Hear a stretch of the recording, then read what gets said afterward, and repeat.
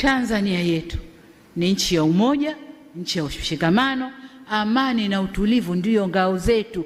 Tusivurugwe ndugu zangu kupitia milengo yetu ya dini, milengo yetu ya siasa, milengo yoyote ile. Hatupasi kuivuruga nchi hii, hatupaswi. Hata kama aliyepo juu ya serikali humtaki.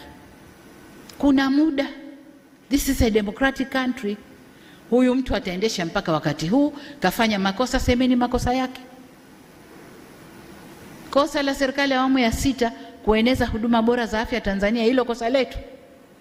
Kosa letu kueneza huduma bora, mashule mazuri mpaka kule vijiji, hilo kosa letu. Kosa letu kukuza uchumi wa Tanzania ukakuwa mpaka tukasifiwa duniani, hilo kosa letu. Kosa letu ni kufanya Tanzania iwe nchi ya salama, ikalike na watu wafurahi, hilo ndo kosa letu. Kosa letu ni nini? Kama mtu hampendi anayeongoza, tustahamili tu. Mioyo yote imeumbwa na stahamili. Demokrasia ipo, ataongoza, ataondoka. Kwani wote walioongoza kutoka mwanzo mpaka leo awamu ya 6 wote walipendwa na kila mtu? Nchi ilivurugwa. Sasa kama humpendi Samia, hakuna sababu ya kuvuruga nchi. Kama humpendi kwa alivyo,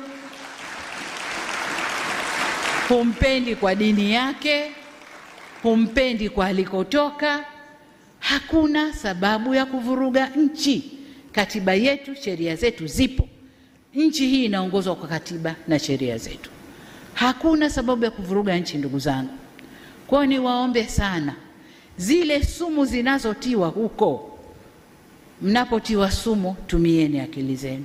Najua hakuna eneo baya la kumpata mtu kama dini.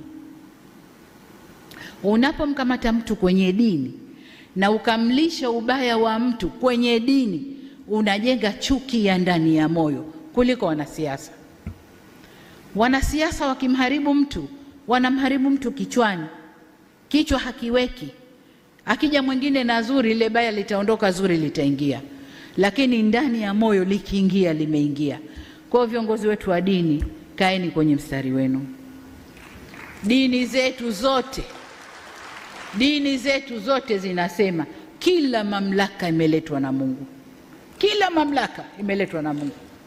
Iwe kwenye mamlaka kuna mwanamke, iwe kwenye mamlaka kuna mwanamume, kila mamlaka imeletwa na Mungu. Na sababu ya Mungu kuleta mamlaka hayo, hakuna anayejua duniani. Hakuna. Mungu peke yake ndo alikuwa anajua.